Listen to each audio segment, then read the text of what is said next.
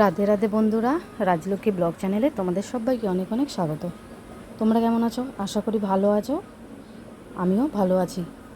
তো চলো আজকে সকাল সকাল কি রান্না নিয়ে বসেছি, কি রান্না করব সেটাই তোমাদের সঙ্গে শেয়ার করব। তো সকালবেলা কি হয়েছে, আমি 5:30টায় অ্যালার্ম দিয়ে রাখি। ভোরবেলায় 5:30টায় উঠি, ঋষভের যেদিন যেদিন স্কুল থাকে। আমি 5:30টায় উঠলাম, উঠেও না আমি বন্ধ করে দিলাম অ্যালার্মটা, দিয়ে আবার না ঘুমিয়ে পড়েছি। আর গরমকালে মনে হয় ঘুমটা পোষায় না, তবুও মনে আরেকটু ঘুমাই। তো যাই হোক, আমি 5:30 অ্যালার্ম দিয়ে আমি উঠে যাই তাড়াতাড়ি। উঠে ওকে রেডি টেডি করিয়ে দিয়ে আবার একটু শুয়ে পড়ি, তারপর আবার উঠি। তো এই চলে আমার। আর আজকে স্কুল যেতে পারিনি, 6টায় উঠেছি, ঘুম ভেঙেছে। এবার এসবকে ডাকবো, এবার তো দেরিতে হবেই। চিংড়ি মাছটা বসিয়ে দিয়েছি। চিংড়ি মাছটা হালকা করে ভেজে নিচ্ছি, গাঁটি কচুতে দেবো বলে।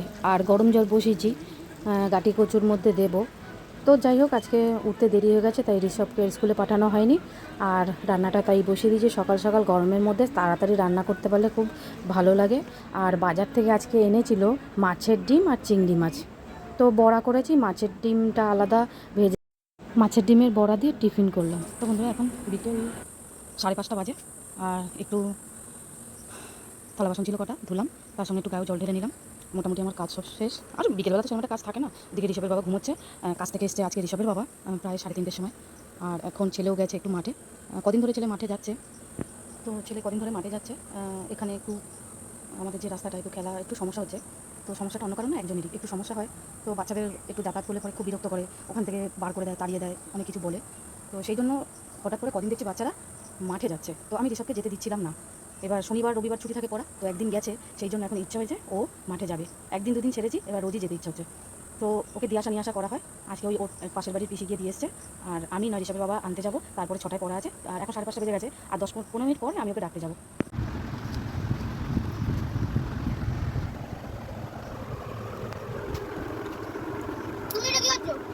তো বন্ধুরা দেখো, এখন 9:30 বাজে।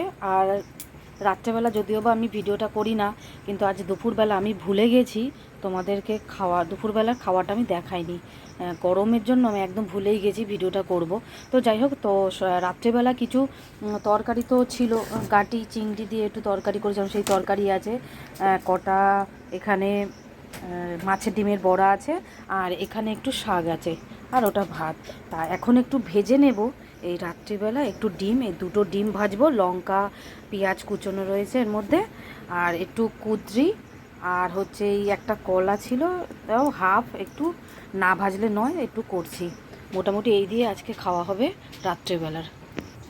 তেল গরম হয়ে গেছে, এবার একটু মাখিয়ে নিই। এই ননস্টিকের কড়াইটা আমি নতুন কিনেছি বন্ধুরা, আমার বোনের আইবুড়ো ভাত খাওয়াবো তখন আমি এটা নিয়েছি। আর ভালোই সুবিধা হয়েছে, এটাতে করতেও খুব ভালো লাগে। তো অনেক দিনের ইচ্ছে ছিল করব মানে কিনবো করে, আর কেনা হতো না। তো বোনের আইবুড়ো ভাত দেবো তখনই এটা কিনে নিয়েছি। তো কেমন হয়েছে অবশ্যই কিন্তু বলো।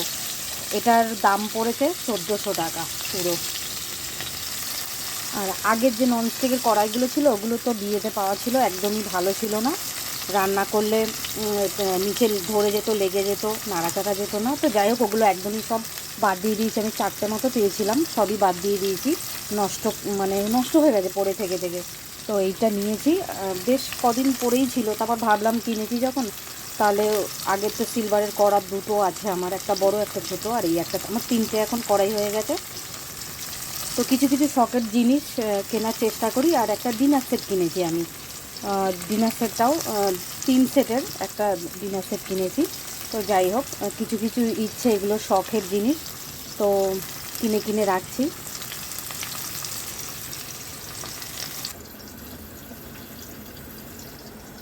তো এটাকে রেডি করে রেখে দিই, এই ভাজাটা হলে পরে ভাজা চাপা দিয়ে দিয়েছি। তারপর লাস্টে ডিমটা করে ছেলেকে খেতে দেবো, কেননা 9:30 বাজে। পড়তে যাওয়ার সময় সেরকম টিফিন করেনি আজকে, মাঝে মধ্যে করে মাঝে মধ্যে করে না। আর দেখো, আজকে তো মঙ্গলবার ছিল, বাড়িতে আমি আমার এই ফটো আছে, একটুখানি তোমাদেরকে বলি। আজকে আমি ভিডিও করতে সত্যি ভুলে গেছি, অনেক দিন ভিডিও করি না তো, তাই ভুলেও গেছিলাম। তো সন্ধেবেলা একটুখানি গেছিলাম বজরংবলীর মন্দিরে, একটু বজরংবলীকে একটু পুজো দিয়ে এসেছি লাড্ডু দিয়ে, আর ধূপ মোম ধরিয়ে দিয়ে এসেছি, কিন্তু তোমাদেরকে দেখাতে পারিনি, আমার একদম মনে ছিল না। কিন্তু ফোনটা আমার সঙ্গেই ছিল, আরও দু একটা কাজের জন্য আমি বেরিয়েছিলাম। তোমরা সবাই জানো অন্নপূর্ণা ভান্ডার নিয়ে মাথা খারাপ করে দিচ্ছে, প্রায় 4-5 বার এরকম অন্নপূর্ণার জন্য শুধু যেতে হয়েছে। ব্যাংকে গেছি দুবার টিভি ডিলিং করাতে, একবার ফর্ম জমা জেরক্স জমা দিতে পৌরসভায়, আবার গেছি অনলাইনে যে ফিল আপটা হচ্ছে সেখানেও ফিল আপ করতে গেছি। মানে মাথা খারাপ হয়ে যাচ্ছে বন্ধুরা। আজকে বেরোনোর কথা ছিল কিন্তু আমি বেরোতে পারিনি, গরমের জন্য প্রথমত, আর দ্বিতীয়ত ঋষভকে নিয়ে রোদের মধ্যে যাওয়াটা আমার পক্ষে একটু টাফ ছিল, তার জন্য আর বেরোয়নি। আর আগামীকাল যাওয়ার চেষ্টা করব।